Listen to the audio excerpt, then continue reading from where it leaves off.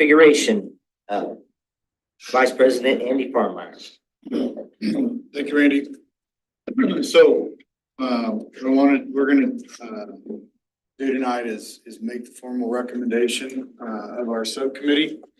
Is everybody, as you all board members recall, we did have RSP hired as a consultant to lead our district, our community through what began as a boundary study committee. Boundary study back in February. Through that committee process, the topic of grade reconfiguration came up again. There was a recommendation to this board in 2019, that this school district changed to a K5-6A configuration. No action was taken on that at that time. That topic came up again in the boundary study.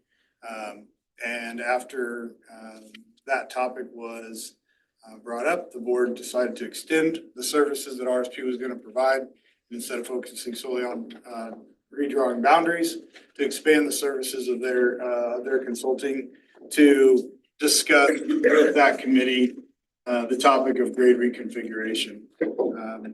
As that process concluded, that committee, which had originally voted unanimously 31-0 to expand the scope of the study to grade reconfiguration, and requested the board look at that. At the conclusion, voted approximately 85% of those committee members voted to still make a recommendation to our board to assess grade reconfiguration. That was done in May. Excuse me, that was done in May.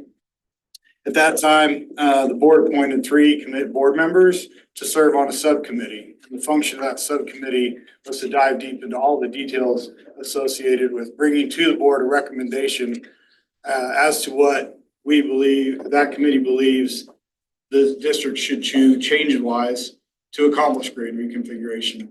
The 3 board members that were on that are Nathan Heck, Robin Burkamp, and myself. The 3 of us were also members of the original boundary study subcommittee. We spent quite a bit of time as a subcommittee working on this. After that board meeting, when that subcommittee was formed in May, we were meeting every other week. We met for approximately 2 hours every other week. And then we had a board retreat in, I believe, July 15th, I believe, July 17th, where we gave an update to the board as to what was starting to materialize as our recommendation. At that point, we talked about continuing on. We did essentially a straw poll of our board, said this is the direction that this recommendation is starting to take shape. Do you recommend that we continue looking at this? The board asked that we do. And since that meeting in July 17th, we've been meeting every Thursday at 5 o'clock. Those meetings have gone through anywhere from about an hour to an hour and a half, rather, to 2.5 hours or longer. A lot of the things that people have asked about tonight have we as a subcommittee looked into these things. We have looked in great depth at these things. We've discussed a tremendous amount. We've discussed, as has been discussed, we are recommending multiple things. And I'm just gonna, I guess the best thing I suggest is just for us to start walking through this. So in the board packet, you'll see this information has been put into a 1-page document. That 1-page document highlights all of the major components of this recommendation. And the goal of this process is to offer to the board what this committee suggests the district change structurally about our district in order to become a K5-6A district. This board can vote yes or no. They can vote to accomplish grade reconfiguration per the recommendation of the committee, or any other variation of it. It's up to the board and us as board members to make that. But this is what their subcommittee is bringing back. The overall timeline to transition from K-5 or from our current configurations to a K-5, 6, 8 program would be one in which we would start as a K-5 district in the fall of 2028. Two major components of this that are really the cause for several other things that we're talking about is Bernadine Sitz and Charles Stones, our two intermediate centers, would become elementary schools. Those two education centers currently don't serve elementary education. So that basically adds upwards of 1,000 seats of student capacity in the elementary school level that we don't currently have. So we're adding two elementaries to our district and adding 1,000 seat capacity in the K through 5 in the elementary grade levels. If we were to do no other changes at the elementary level, we would have 13 elementary schools, and our building utilization for those elementary schools would be in the low 50% range. So that, as a subcommittee, we felt that posed a long-term problem to us as a district to operate 13 elementary schools that are utilizing capacities that are below 50, in the 50% range. With this, we also need to expand and add on to our middle schools. Essentially, our middle schools are the bottleneck in this plan. If we make these changes when the intermediate centers become elementary schools, we have an overabundance of capacity at the elementary level, but we don't have the capacity to accept sixth graders at our two current middle schools. Our current middle school classes in the 6, 7, 8 grades have averaged a little under 500 students, or around 500 students. So we're running a model based off of approximately 1,500 middle schoolers when we convert to K-5, 6, 8. So we started by determining what is the ideal capacity that we want to be at with our middle schools. We want to ensure that we allow for growth as our community does grow, and we intend to see a student population growth to come with it. We don't want to go into this plan with middle schools that are already maxed out at capacity. So we looked at what that range might be, and we determined that approximately 80% would be a target range for capacity at our middle schools. So we started by looking at Horace Good and the current student population at Horace Good, max capacity, and then work the numbers backwards to what would 80% of that be. And that answer was about 750 students. So if we know that we could house 750 students at Horace Good, and we knew that we would have about 1,500 total middle schoolers, that really told us what changes wouldn't be necessary at KH to build that student population up. So when we have 750 students there, we're also around that 80% capacity to allow for more growth. So essentially, the plan is to build between 16 and 20 classrooms onto KH. This will allow us to have a max capacity of approximately 900 students at KH. And as a result of this, our two middle schools will be pretty much equally sized. That was a topic of discussion during the various models that were looked at during the boundary study. And we're wondering if we wanted to have two equally sized middle schools, or if we were okay with the approximately 2-to-1 ratio we currently have. We got a lot of feedback. I think actually consensus is that there wasn't any pushback or resistance to having unequal sized middle schools.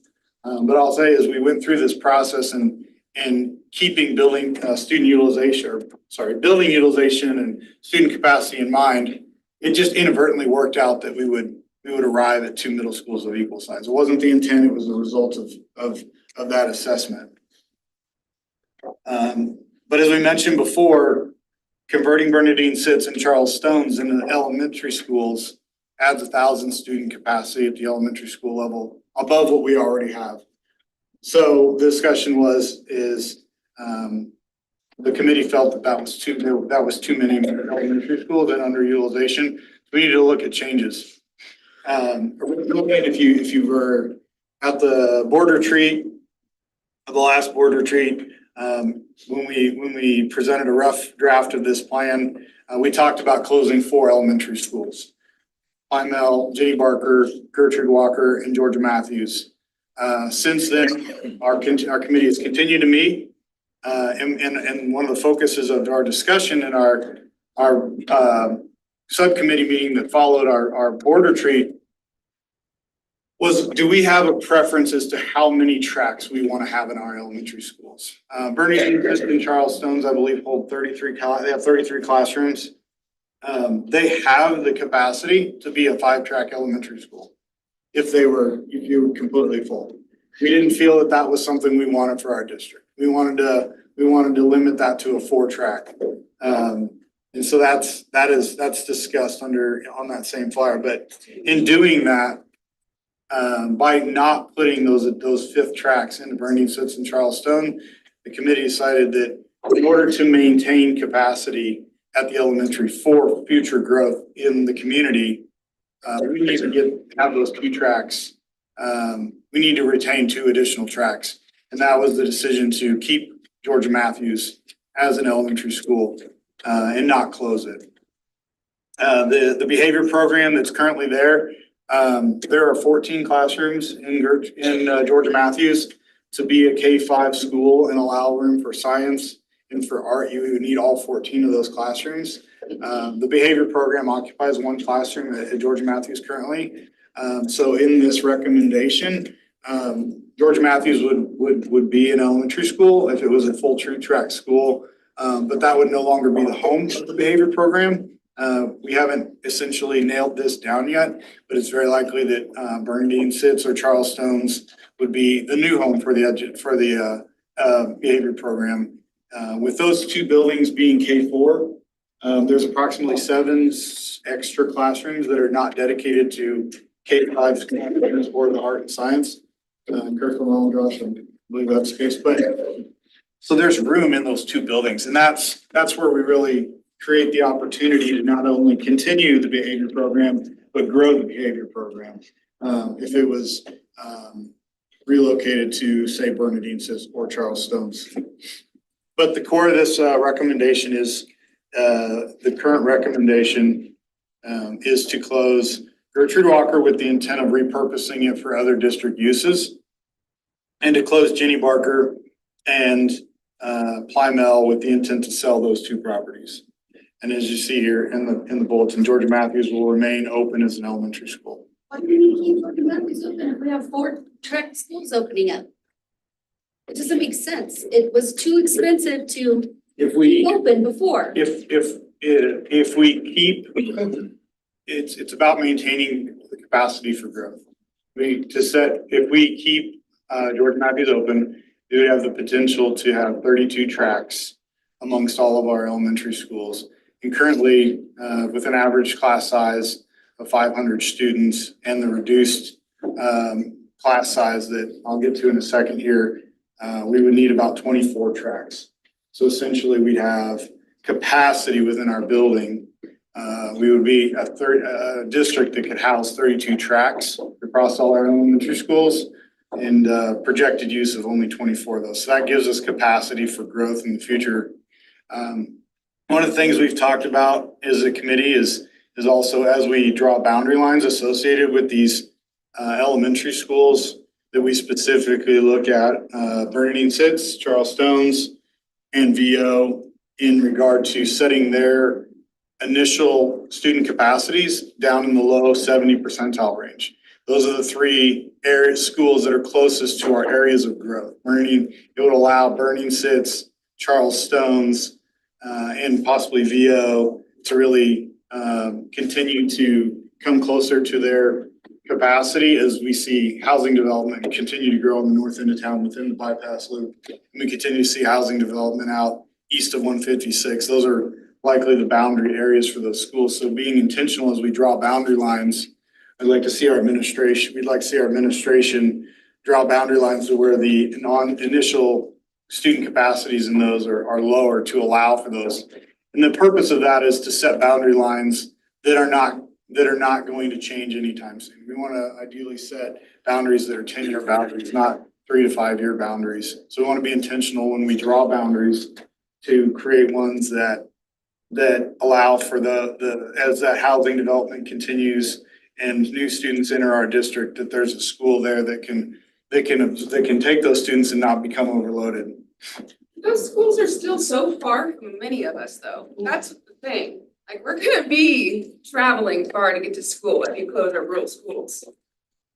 That's the big thing right there. I'll get to the topic of transportation here in a second. I'd like to, Thanks, though, like, all you suggest is shut these schools down. You haven't come up with any other ideas of ways we can keep them open, and it's ridiculous. Let's just hear them out and see everything and then we'll get to Please that. allow me to finish going through everything. Okay, so as a part of this, there was quite a bit of discussion in committee about what are the value adds? What are we gonna make different about USD 457 that's better that we currently aren't able to offer? What are we gonna be able to make changes to that is gonna be create a new value to our students and our community that we currently can't do? And so there's a section in this bulletin and you see it's called proposed solutions. The first is to lower classroom sizes by 2 students per class in the grade level. So currently in our lower elementary levels, our board policy is set at 23 students per class. We would change that to 21. We would recommend we as a board lower those maximum students per classroom by 2 students for the K through 5 levels. And all of the numbers and discussions we've had about building capacities and all have all been run based on reduced classroom sizes. Through these changes, we believe that the additional academic enrichment programs such as STEM could be offered at all elementary schools. School boundaries would be established to keep buildings no larger than 4 track per grade level and congruent through the transition. So the intent is we draw boundaries, and I'll get to this a little bit about this transition plan but with this plan, we recommend a 3-year transition period where the district would be a K-6 school at the elementary level for 3 years. And then when the new addition is done at KH, then the transition becomes a K-5. But we draw boundary lines at the elementary level that would not change when we go from K-5 to 6-8. And the purpose of that is, again, to make this as minimally disruptive of a plan and not have boundaries created that only are in place for 3 years. As I mentioned before, the behavior program is recommended to be relocated to another school to where it can be potentially expanded. The other benefit that we could offer as a result of this is that all the middle school activities and CASHA approved athletics for 6th graders could be offered to all 6th graders at the middle school. One item I don't see on this list, but we've talked about is the ability to offer choir. Well, this really kind of falls under that, but offer choir, orchestra, and programs at all 6th graders. Currently, we can't do that, and because of some of our schools don't have those programs, and that is something that we can do for all 6th graders because we can offer those in both middle schools. Lots of other kids riding the bus for 3 hours a day. So I'm gonna continue on here. Timeline, the proposed timeline would be for this plan to commence at the start of the 2025-2026 school year. That's when our district would transition to a K-6 school district. Really, that's based on the anticipation that there would be about a 3-year total period needed to design and build what would be between approximately, we foresee between approximately 26 and 30,000 on the KH. Once that construction is done, that is anticipated to be the fall to where the school 6th graders can then move to the middle school levels in the fall of 2028. But you shut down our schools at the end of this year, right? The school year? And yes, and we'll talk about, that is part of the recommendation, and we'll talk about that. There's a lot of questions tonight about other level, next level set of decisions, what the boundary lines would be, number of classrooms per school based off those boundary lines, staff relocations, and such. And so I'm going to talk about that last here, but I'm going to go to the financial impacts. So we estimate that the total needs to build the addition onto KH, as well as make the planned improvements to Bernie Sitz and Charles Stones to meet them elementary schools, things such as building playgrounds, would total between $15 and $16 million. The funding for this would come from a combination of allocation of capital outlay resources and what's called a lease purchase agreement. So we anticipate that about approximately $8 million of that will come out of planned capital outlay. The other $8 million would be through a lease purchase, which is essentially a loan that is paid off through the debt service on it is paid through your annual budget. So this would not require a bond issue. This would not require raising property taxes to do this. That was one thing that we talked a lot in committee about, was finding a way, can this be done without having to raise property taxes in order to finance it? As we talked and we discussed in detail at the last board retreat, part of how we can build up capital outlay reserves is through the three of the schools, or those three schools that we talked about, all do have planned capital outlay expenses in the next 3 years that total approximately $3.5 million. If those improvements are not done to those schools, and those budgeted capital outlay dollars play into the plan of finance. I will emphasize that although that closing those three schools is a piece of the financial equation here, there are multiple reasons that we looked at and evaluated as to why those three were ultimately the recommended schools.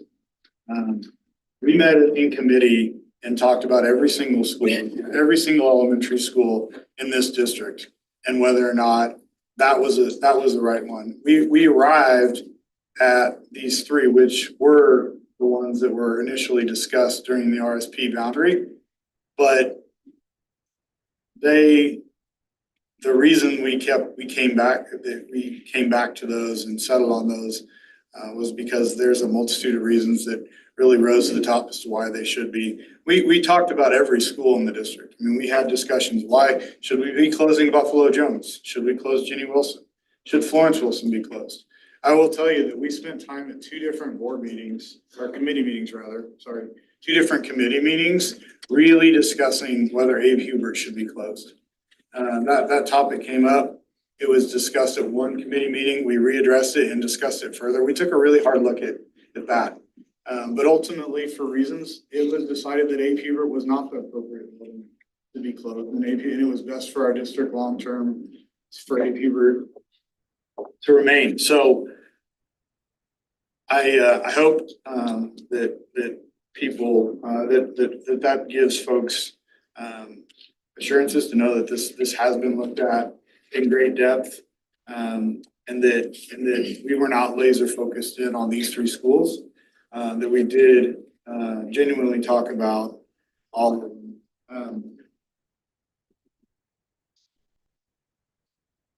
So what I wanted to talk with the board about is what are these? This is the recommendation of the committee. What are the planned timelines, and what does this mean in decision making? So we have this is planned for this action item to be on the September 26th meeting. To take legal binding decision on this, we have to develop this next level of information farther. That information has to be presented to the community. There has to be a public hearing held, and the timelines for these those things, so discussions about the boundaries, staff placement, all of those things have to be detailed out and presented and made public to the community. And Jennifer, chime in if I'm misstating any of this, because what I'm asking to hear is the legalities of this. But essentially, in summation, those next level of information has to be developed, and we have to go through the statutory process.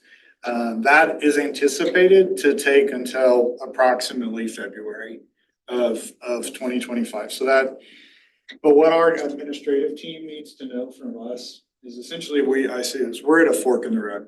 Okay, this is the recommendation this committee is making to the board as to, if you do grade reconfiguration, this is our suggestion as to what changes to do in order to accomplish that. But we have to decide, because talking with staff, what is the necessary time needed to do this? And in order to be at that point by February, we have to tell our staff whether or not to dedicate the time and energy to do those things, to direct, to come up with boundaries, to determine number of sections per school, to make staff reassignments. And then all of that has to be made public, and there's a statutory process that goes through with that.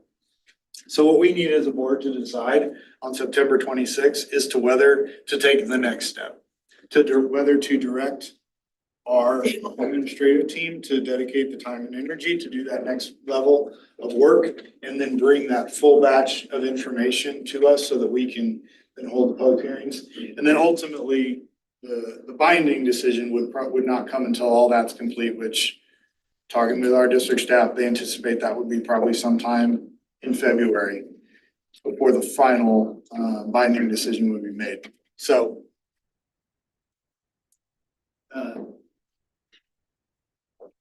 that's really kind of the summation of it. Do you guys have any questions about this? Yes, I have. Maybe not questions, but thoughts. Okay. I think we all agree that the fifth, sixth grade transition to K through 5 and 6 to 8 is supported pretty strongly. I think cannot get behind closing the schools without public support. That's very encouraging.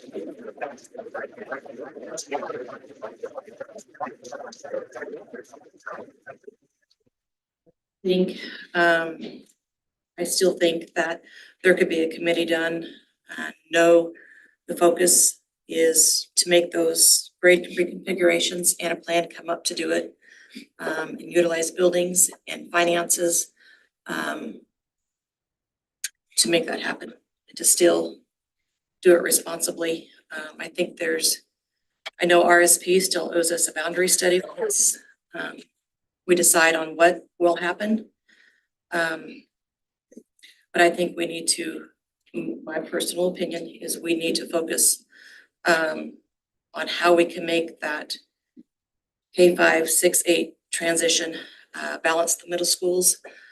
I think having all the students be able to have the same opportunity for electives is something that's important.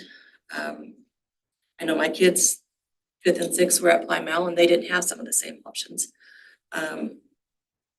I think that's important, but I think we need to focus on how we can get that done without, I mean, we're a big county, and I know the distance, and I know it's important to have the schools located where they are, and I personally would like to see focusing on how we can do that transition without closing schools. Yeah, I would say on your comment about transportation, we certainly talked about that. There's no doubt there are families that live south of Plymouth and north of Jenny Barker, and their travel times to school will increase. I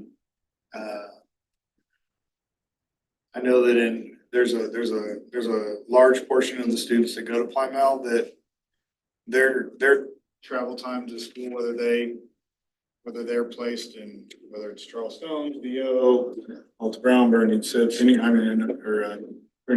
of those schools, but those travel times are likely decrease, but it will have an impact on people. We've talked about what that would mean for those students that are far out, whether it makes more sense to use our Suburbans to bring those kids in and not have them have to ride the bus. I don't believe that, Jennifer, I don't believe that a plan of transportation is part of the statutory requirement, but I think it makes sense to make sure that we include that as a assessment and a full plan from our administration team before we make that final vote, even though it's not required. I think that I support you and make sure that that plan is also developed out with this final decisions made.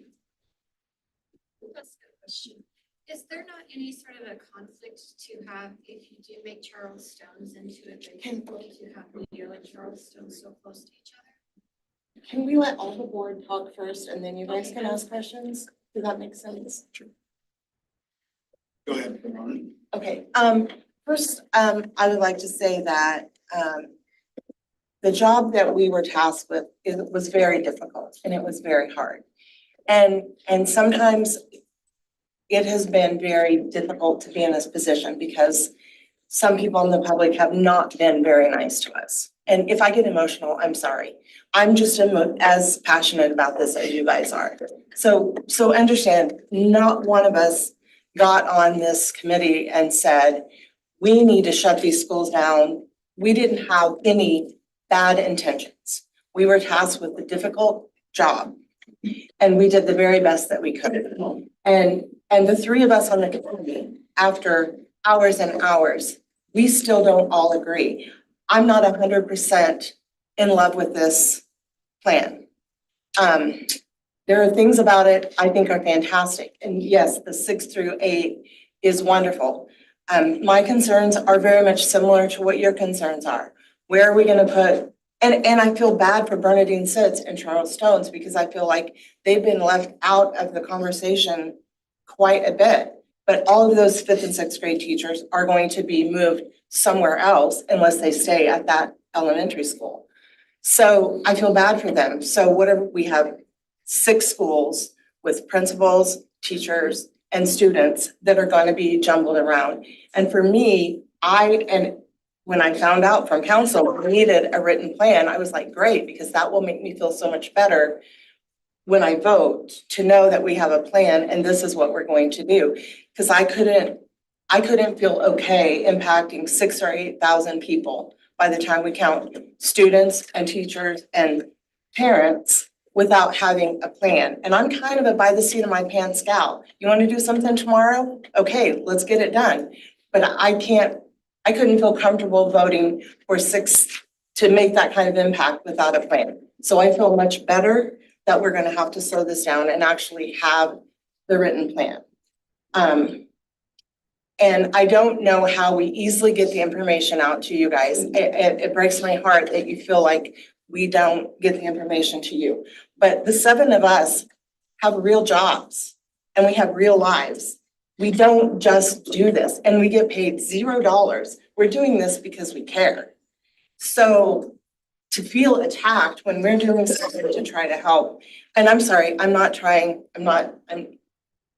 but we're as passionate as you guys are. So please have some grace for us that we're doing the best we can in a very difficult situation. And there are things that do need to be done. If you, as HJ said, if you run a business, there are things that it's not efficient to run a business at 50% capacity. So you have to sometimes make difficult decisions. None of us want to hurt any of our students, any of our teachers. So please give us some grace and understand we're trying to do a difficult job. And I think it's fair to let all of us talk and then we'll be happy to answer you guys' questions.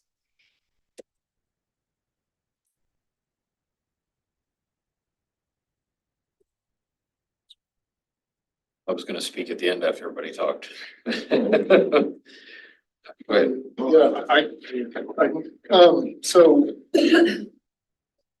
Under my presidency, I appointed Andy and Robin and Nathan to continue on the committee, because they were the board members that had volunteered to be on the boundary study originally, so it made the most sense. They had the most information to continue with that process. So I want to thank you guys. I know the hours that you've put into this. I know the hard work that you've put into this. It hasn't been easy for any of us, but I think we have to look at the future of Garden City a little bit, and we have to be forward focused as a board. I think there's great things about this plan and there's challenging things about this proposal. The great things are, I think you guys have done a great job at positioning the students and what you've talked about, leaving our most north and east schools with capacity for growth as our community goes that way. I think that's a great vision. I mean, that's the way the town's going. That's the way the community's growing. I think that's a great vision in moving some of our students possibly back to the west to fill some of the buildings that are running under capacity today. Closing the schools is obviously extremely challenging for all of us. If that is voted on to do, that's going to be a heartache for the community. It won't be the first time. I mean, Lincoln Elementary's been closed. Friend, I mean, there's several of them that it's happened over time. No one likes that. No one wants to do that, but it's something that we have to look at as a board. When we're managing this district, we want to look forward. We don't want to get into a situation like other communities that are forced or have been forced to close schools because of financial stress or distress. We want to be forward thinking. We want to get ahead of those conversations and that thought process to where we make sure that we are setting Garden City School District up to be successful in the future. The main reason I think we've started to discuss the transition, or was to take a transition out of the student's education. I know that we have to try to minimize the transition if something is voted on to not implement or not to impact, the most teachers and students that we have. But the goal behind going to a K-5 and a 6-8 was to take one transition out of their education process to try to increase academic success, try to keep our students or make our students more successful in their building and have one less transition in their educational period. That was the heart behind it. I mean, the heart behind it was never to close schools or disrupt things. The heart was to try to better Garden City by taking that transition out. So I think, I mean, there's a lot of answers that are a lot of questions that still need answered in this process. But as a committee, I mean, I appreciate you guys going through the endless hours of, bringing some of this to us. I thought the board retreat on the 29th of August of August was wonderful information. If any of you haven't watched that full hour and 15 minutes, I would encourage you to go back and watch that. There's a lot of questions that were answered in that. A lot of the questions that were asked tonight, that information was in that live stream. So I appreciate the feedback. I mean, I talked to a few of you today on the phone. I appreciate that. A phone call and just a conversation about where we're at, what we're thinking, answering questions that way. I invite people to call me and visit about that. I want to hear from the public in that avenue. We do value your input. I know that there was comments made tonight, well, the board made their decision, will coming tonight even matter? Yes, it matters. I don't think that there's anyone up here that has made their decision on what direction we're going, what that's going to look like. We are still in the process of peeling back this onion and trying to figure out what is the best solution for Garden City. So I appreciate everyone that calls. I enjoy talking to them. I love to hear their input. I love to hear their concerns and all of those concerns. I mean, I took notes on every speaker that spoke tonight, what your concerns are. And Dr. Dominguez can tell you, we pass all of them right up the chain to him. And they worked through that. The committee helped work through a lot of those that were asked back at our public input nights. Not all of those have been answered yet. And I understand the frustration that not all of those have been answered, but we are getting to a process to get to the answers of all of them. And that's what this board is doing We asked to slow the process down, to go through the details, to answer the questions that the public has. We can't provide an answer to everything on day one. We have to start doing it through stair steps. When we resolve this answer, then we can get to the next question.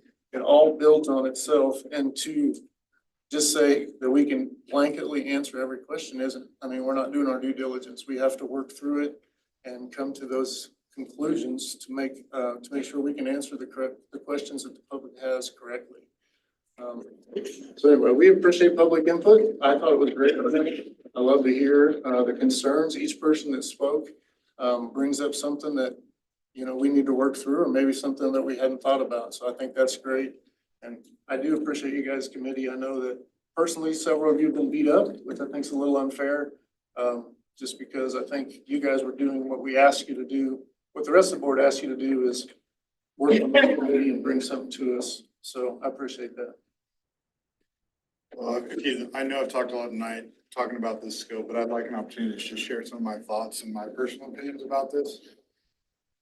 Had a lot of conversations through this entire process, going all the way back to when this was a boundary study. I spent lots of evenings, lots of time on the weekends, having phone conversations with several people in this room and people who aren't in this room. Recently is this plan, as we've gone through this particularly these last couple of weeks, as we presented the draft and talked tonight. When I ask people, when we have these conversations, I ask them, can we start this conversation by you sharing with me what you know about the plan? And I ask that because I'm trying to gauge how well was the district we're doing in communicating this plan. We've worked very hard to ensure that this process is transparent, and that that's the reason and the intentionality behind utilizing the board retreats and having these public meetings that are not only open to the public, they're recorded. You can go home and watch them tonight on YouTube. I believe when I checked before this meeting, the first board retreat had less than 400 views and the second one had less than 600. I think the thing that when I ask people what are we looking at doing, the most common thing I hear is you're going to go K-5, 6, 8, and you're closing schools. And those are definitely parts of this plan, but it's not all of it. And I feel like we're not doing a very good job as a district and as a board in communicating the full breadth of this plan. And we have to own it. And what it's telling me is like John said, the information is there, but it's not presented well enough. People don't want to watch an hour and a half long board. I appreciate everybody being here tonight.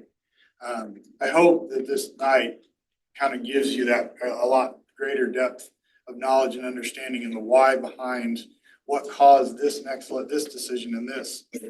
But we have to own that as a board. We have to do better at communicating this. We're going to continue to make this discussion transparent and public, just as we have, but we've got to be able to find better ways to reach people and make sure that we use Facebook a lot, but it's apparent that Facebook doesn't reach everybody. We've had discussions recently about needing to use Remind and other sources because we need to get better at that, and we own that. As Robin kind of said, I've gone into this committee knowing full well the effects of it. This affects every single building in our district except for the high school and potentially Garfield. So we're not talking about just 4 schools here. We're talking about every single building in our district except for those 2. I live in the Jenny Barker district. We bought our lot and built our house because I wanted my girls to go to Jenny Barker. I understand that sentiment completely. And as I've talked through these and had these conversations with people, and we really talk about the why, and we talk about the big effect here, the big trigger here is the 2 intermediate centers becoming elementary schools and the abundance of capacity that creates. And then what do you do about that next? And I nearly every conversation I've had, we get to the end of it, say, okay, every one of those phone calls tends to be anywhere from around an hour to have this one-to-one conversation with folks. And as we get to the end of it, I ask them, okay, now that we've talked on all of this and you understand that this is our committee's recommendation, what do you think? Do you have any other suggestions? And nearly every one of those ends in I don't like it. I understand it, but I don't like it. And I said, okay, do you think we should do grade reconfiguration then? And nearly everyone has said yes. So I understand it. It's not a decision that is gonna make people happy. It's gonna make some people upset. I welcome any suggestion for other ways to deal with the capacity issue that's created when Bernadine sits and Charlestown become elementary schools. We could close those buildings, but they're two of our newest buildings in the district. They were built in the mid-90s. Aside from our high school, there are two newest education centers. I don't believe that makes sense to close those buildings. But I welcome any recommendations. I will say, I'm surprised and frankly kind of taken back. During public comment tonight, there were 3 people that specifically accused me of having a conflict of interest. I have a background in construction. I run Hutton Construction's Western Kansas operations. My field of expertise is commercial construction, and school construction is definitely one of those areas. But I think to jump to the conclusion that I have motivated to do this for me or my company's personal gain is outlandish. I mean, what makes a board great is when people are willing to bring their area of expertise to a group of 7 and offer their knowledge and help guide and make decisions that are in the best interest of the district with zero effort and with zero desire to be self-serving in that. And maybe that's something that people have a tough time assuming people are willing to do that. But I felt like I have been able to be an asset to our district and to this board and to these subcommittees because of my knowledge of construction. And as we talked about construction costs and we talked about timelines to build on the KH, I can offer insight and expertise in that. I will give you absolute 100% assurance that Hutton will not be involved in any aspect of any construction related to grade reconfiguration that is a result of this. If you know me, you would know that. If you knew me, you would not stand up here and say those things. But it's evident that some people don't know me. So the only thing I can say to that is time will prove that, right? You all will see that there is no conflict of interest. There will be no action by me or by Hutton to pursue any part of this. There never was any intent. And I can say this till I'm blue in the face, but you'll just have to see that play itself out if this ends up going forward.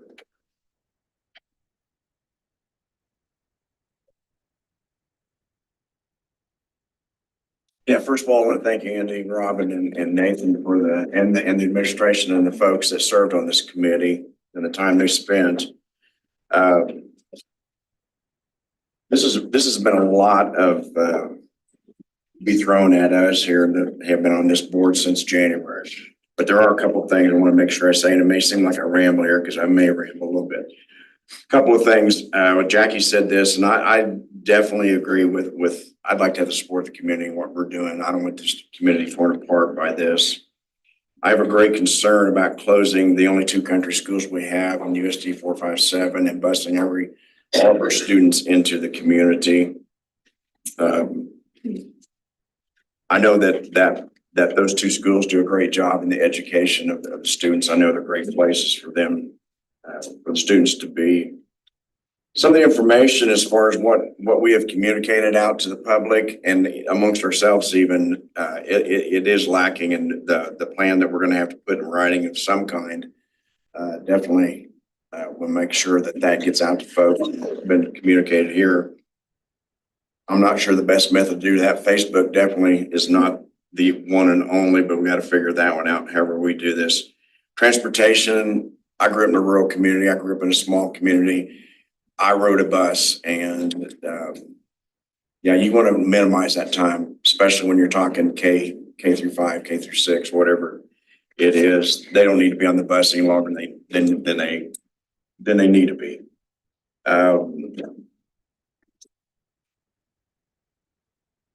Couple things, I've talked to some folks, some of the deferred maintenance at Jenny Barker and Ply Mill. I can't tell you what happened. I can't tell you why. I cannot, or was not here, did not know the circumstances. Dollar wise, it does play a little bit into the decision. It has to. On the other hand, it's not the only thing that there is out there to look at when you're looking at, do we close Jenny Barker? Do we close Ply Mill, Gertrude Walker, whatever, if we close the school? This is,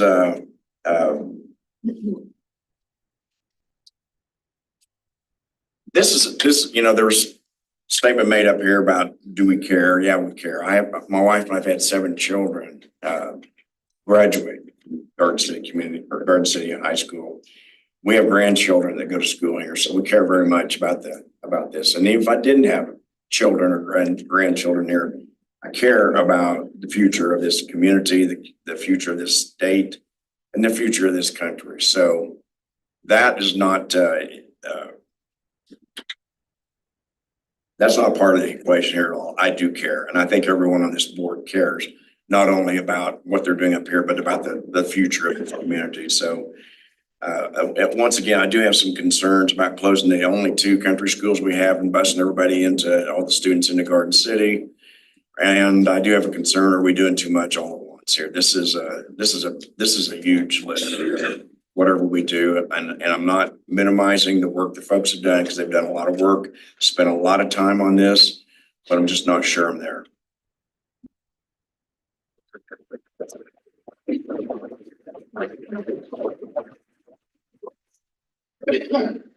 This has been probably one of the most challenging things I have ever done in my time in education. 14 years in the classroom, teaching at a district level as well. This has been a very interesting time. Things that we've had to face. I am a person who has been called to build community and build people's lives and build circumstances and build everybody and take everybody into account. And I'm disappointed in some of the things and maybe the lack of lack of appreciation, I guess, the times that we've done. I appreciate all your comments. I appreciate your concerns. These things have been talked about. We have heard your voices. We have gone, we've asked questions. Staff has been very diligent in answering every one of our questions we've had. Anything that's been ever asked of any of us, we've asked those questions, and to my appreciation, I've gotten a resounding answer to them, where we're going to go. Now, we do not have all the answers.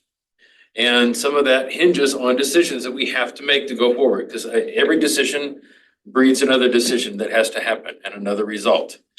And so I have people that I'm connected to in every one of your schools and every one of these things in this community. And I love this community. I wouldn't stay here if I did not love this community. And so I want to see what's best, especially with 2 children in this community and a wife that teaches in this school system. I have a vested interest in every one of these buildings. And we do our best, even as a part of this community, to support every person in this community. And it's hard to do that. And when we're in opposition, we're not trying to work together. And we appreciate, and I love every comment that's been made. I love every person that's here. I will tell you, as an educator, years ago, my building was slated to be shut down. And I had the same concerns, and I had the same heart, and I had the same passion that you all have. And things changed in that school system there, and when that played out. But I understand that there's tough decisions that need to happen. Change is messy in any circumstance, in any community. When we add a big plant outside of town here, big things change. You have to move a lot of dirt. You got to make a lot of mess. But everybody works together, and we make it happen when we have positive growth. And so what we're seeing here, the task that we are laid out and have to deal with, I will tell you, I have seen and everything that I've looked at, every conversation I've been a part of, I have no problem with the integrity of everybody in this room and every administrator here. I'm just telling you what I've seen and what I've looked at, what I've heard, every conversation I've been on.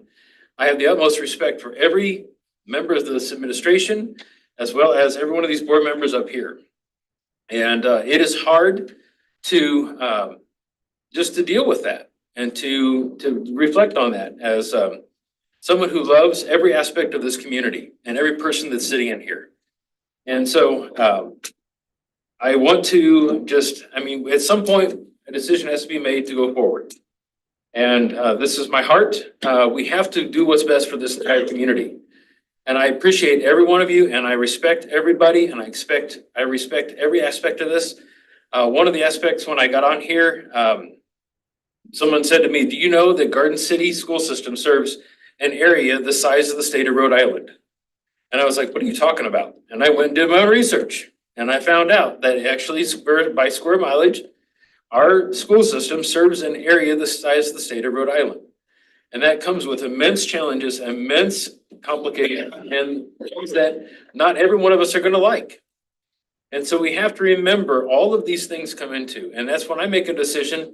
I said this clear back from the very beginning. Every decision that we are gonna make, every decision I will make is what's best for this entire community. Every person in this community. And there are times in my life where I've had encounters and decisions that I've had somebody help me make in my circumstance that I didn't appreciate at the time, but afterwards I look back, I can see that that was actually the best for me in my life and what was best for the circumstance. And so as we go forward as a board, whatever decision we make, I will always vote what's best for the entire community. And so that's just my 2 cents with that. And I appreciate Andy. Andy did a great job of everything that was said there, all the summary, all the things we've done. We have vetted everything that's ever been brought to us. We've asked for opportunities and questions and ideas and everything. And everybody that comes to us after they sit down and talk to us, just like Andy said, pretty much comes to the same conclusion. It's not fun, it's not good, but we have to do something to go forward and what's best for the long term for this community. And so that's my 2 cents. Thank you. So, I've reached back to other school boards. For 20 years, this community has fostered the idea of grade reconfiguration. And I think if we took a poll and a vote, most of us, the majority, would vote that we want a K-5, 6, 8 model. Now the question is, how do we get to that? That's where the problems arise, right? The committee did exactly what they were asked to do. They were asked to evaluate this problem and come up with a solution, what they felt was a solution. And they've done that, and they've done a good job. Whether I agree with it or not, they've done what was asked of them. So we will vote to decide whether that's the right plan or not. I agree that if we do the grade reconfiguration, the middle school KH is a must. We have to do that. We cannot add that growth to the current middle schools that we have. So if we as a community support grade reconfiguration, which I think we do, we have to pay for that. So how do we pay for it? Do we get a bond? Will you as a community support that? If we as a board come to you and say, hey, we need $13 million to add on to KH, and we want to add, and we have $3 million worth of repairs at these buildings, and would you vote for that as a community? I don't know. I mean, we just had people upset their taxes are going up, right? So it's a no-win situation. I agree. I feel we are biting off more than we can chew.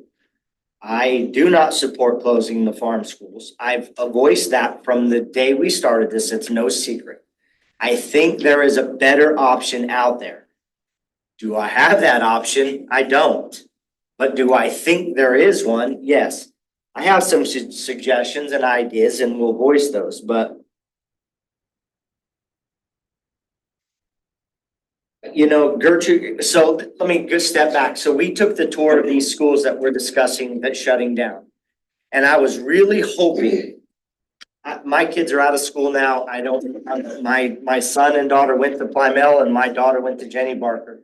I've been in them, but it's a long time ago. So I went to tour these schools and I was excited about that because I hoped that was gonna give me some clear-cut direction on what needed to happen.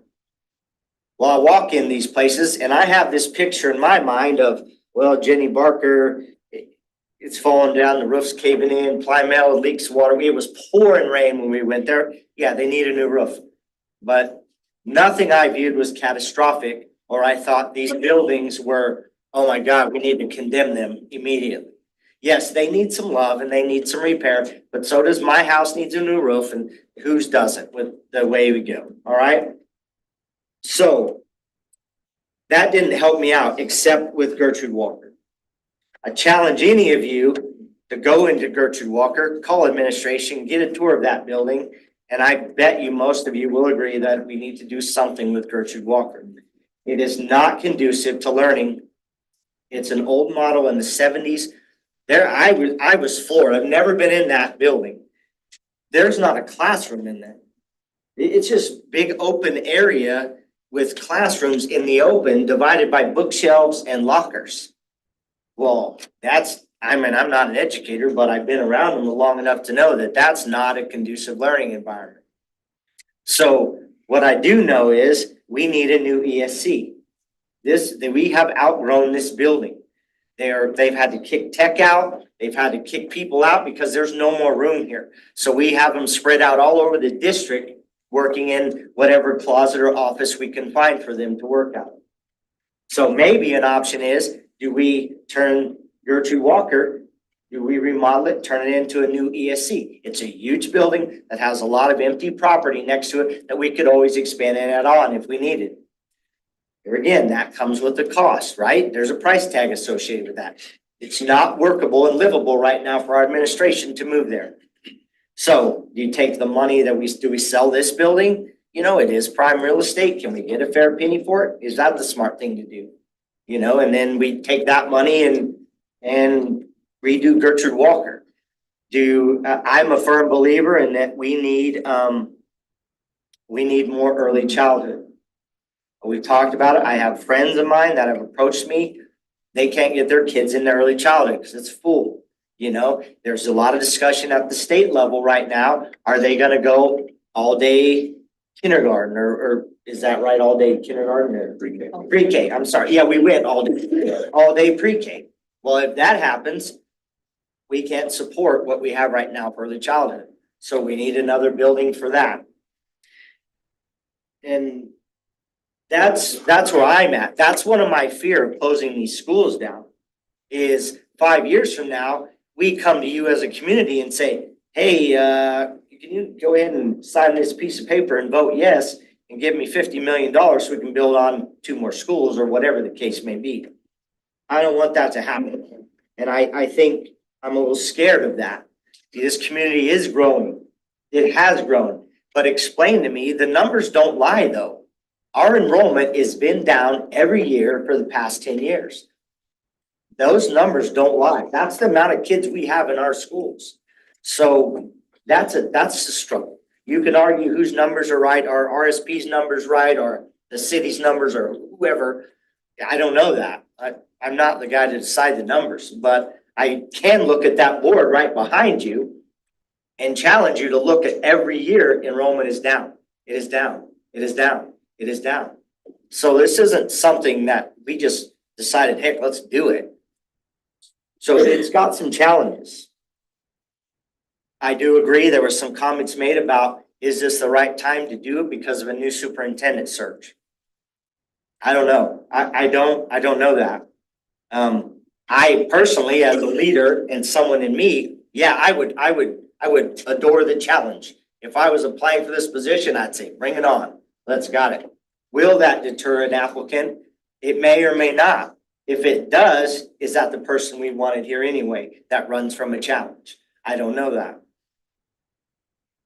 You're right. The comments were made. I was taking notes as people were talking. We have money. We're not broke. The district is not going to go bankrupt tomorrow. We've been able to support staff as we talked in the budget. I really feel like this board and this staff is doing everything it can to support its teachers and our workers and our students. They got the biggest raise they've had in a long time. I've been on the negotiations committee for 2 years now. It's been nothing but the focus of that committee to take care of our staff and our teachers. And I think we're accomplishing that, and there's still more to be done, but I think we're headed down the right road with that. We are still an agricultural community. I get it. We are, which that does require some, does it require us to keep those farms? I think it does. And right now, okay, I think we just. I do support, one of the greatest things I heard that come out of this recommendation is lowering our class sizes. We need to do that. I know a lot of teachers and we have classes that are overloaded, overload pay right now. We pay a lot of money in that. I do support that. I think that is a must that we should consider and continue to look at that for sure. But I just want people to respect the process. That's what this is. It's a process. We can agree or disagree and we can be mad or whatever. That's okay. I love the passion. People come up and talk and the phone calls. I've received so many phone calls and emails. Keep them coming. I love it. I don't shy away from it. You guys are very passionate. I love that. That gives me hope for our school district and our people in our community. That you guys aren't just like, I don't care what they do, whatever. It's not like that. We need to continue that. So I honor that. I respect that. And anybody who knows me knows I play with passion too. And I love it. So keep it coming. Respect the process. This is a fluid process and things are going to change all the time. And we as a district, I failed in communicating this plan properly. It has not been put out there like everybody said, probably the way it should. And I'll take responsibility for that. Everybody up here will. We can do better at that, and we need to do better at that.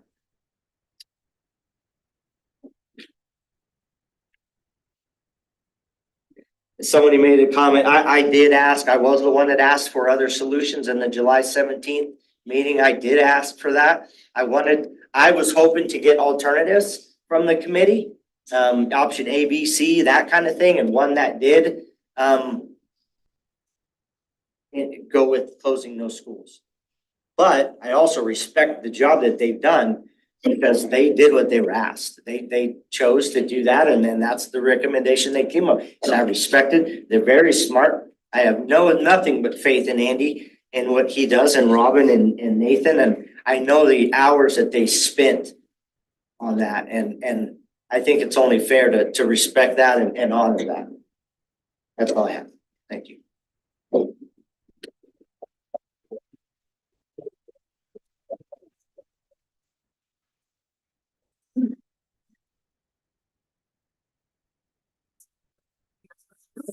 So, yes, listen, I'll take the questions and we'll answer, but Randy, point of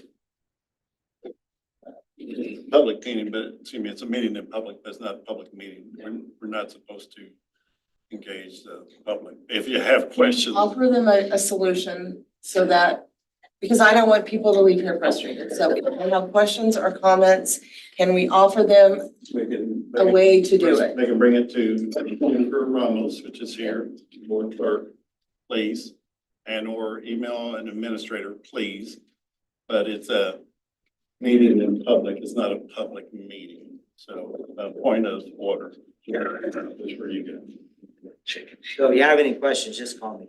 Okay. And we'll try to get a FAQ going for them, but we can get a FAQ going, but please, Jennifer Ramos is here. She's the board clerk. She can write them all down. We'll try to configure the answer and get them to you. And But I would say USD 457's website not only has all of our email addresses, but our cell phone numbers too.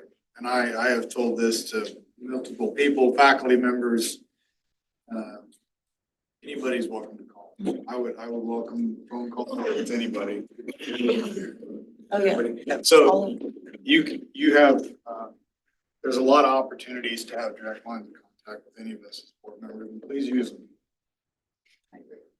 Robin was incorrect. She said everyone here has a job. I don't. I'm retired. My information is on that website too, so And no one calls him.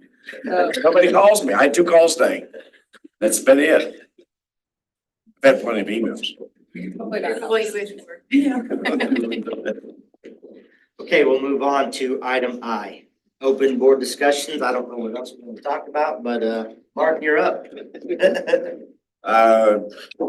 Don't have a whole lot here, but I do appreciate the all the input we got, and you can definitely see there's some passion in the community, and that's a good thing. These things have been said previously, but people care, and that's good. You need to care. We all need to care about what's going on around us, what's going on in our community, what's going on at our school district. So I do appreciate all that. We care as well up here. I think all of us do. With that being said, I do appreciate the time and effort that everybody has put into this process. We're not done, because I've had that asked, but hey, the 2 phone calls I had today, is this done? No, it's not done. So again, you that information to call, email, and I'll tell you, the template emails, the ones that say the same thing, I look at them. I'm not answering. I did it earlier in the year. I'm not doing it this time. 400 emails. I'm not going to do that. I figured that the people that really care about this are going to be here tonight. Will give me a call. Will give me a personal email that will really go into why they want to see what they want to see. So if, that information's out there. You can email me, you can call me. Just because I'm retired doesn't mean I'm not doing anything though, by the way. So, yeah, I'd encourage you to do that and stay with us on this process. So, hopefully we'll get what's done, what is best for the students, the teachers, and the community, and the administration.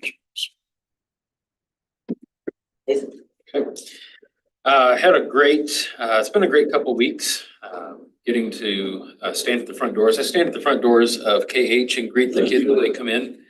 And it's been a joy to see smiling faces. Andy's now joined me there one morning a week.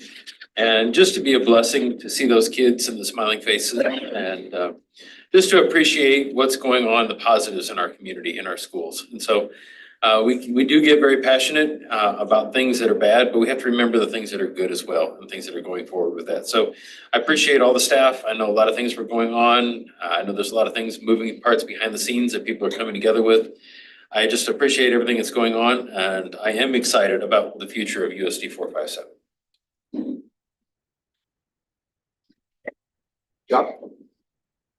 I would just echo that.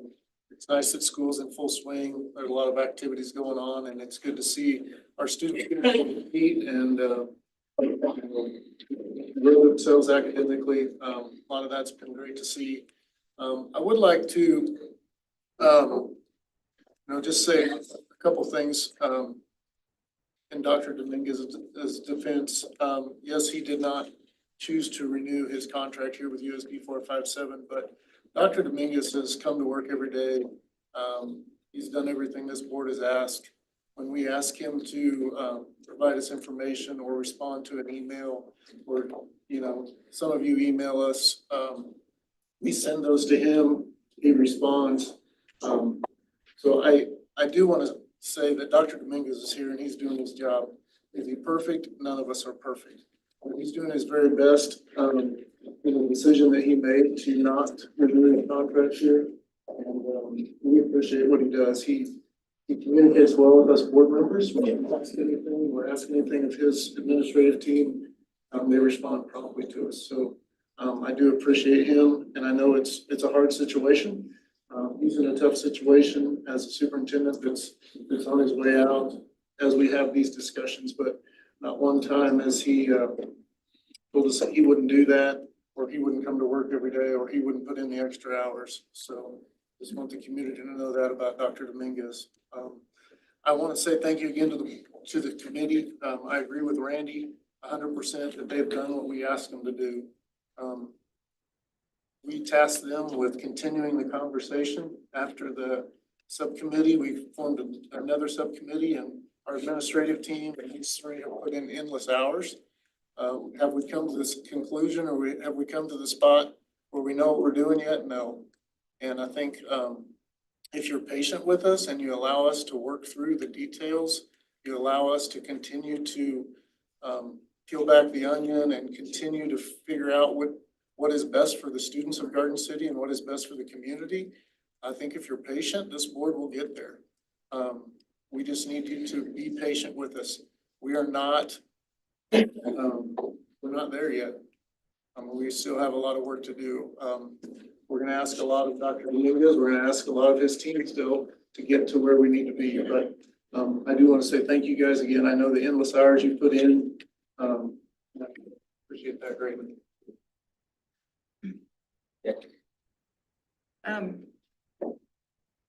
I just want, I think all of us up here, we all respect each other, we all trust each other.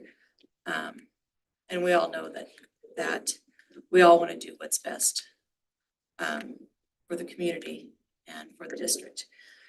We may have different opinions of how that needs to be and how that needs to look, but I do not have any doubt that everybody up here is here for the right reasons. I know Andy was targeted a little bit. I trust Andy completely. I have no doubt that when he says that he will not have a conflict, that is true. I know administration, some of them have been beat up pretty well and accused of this was their plan. Every question that I have asked and the board have asked, they have answered. And they are all committed to do whatever the board asks them to do. Sometimes it may not be the plan that they want, but they are supportive of what they are asked, and they have assured all of us that they will do what we ask them to do. I think they have, in addition to the 3 board members that have put in, they have put that many and more, working to, find some of the answers, to answer the questions, to find the ways to do what they would like the district to accomplish. So although we may have differing opinions, they need to be respected and not targeted and their names dragged through the mud because they are doing what they are asked to do.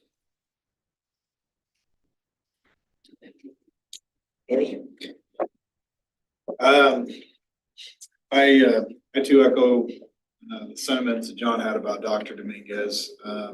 I do feel like he's been unfairly targeted through this process. I've spent a lot of hours with Dr. Dominguez through this whole process, both before and after his decision not to renew his contract. And I haven't seen his dedication to this process wane at any point. I truly believe that he wants to see this, if this change is done, to see it be done successfully. And I believe, and this is not something he's ever told me, but I believe that he wants to leave that is the good work he did when he were here at USD 457 to see that through. So I want to, commend this board, as Randy talked about. I've talked to folks that have served on boards, and on this board in the past, going back a couple decades, I believe, when one of them had served.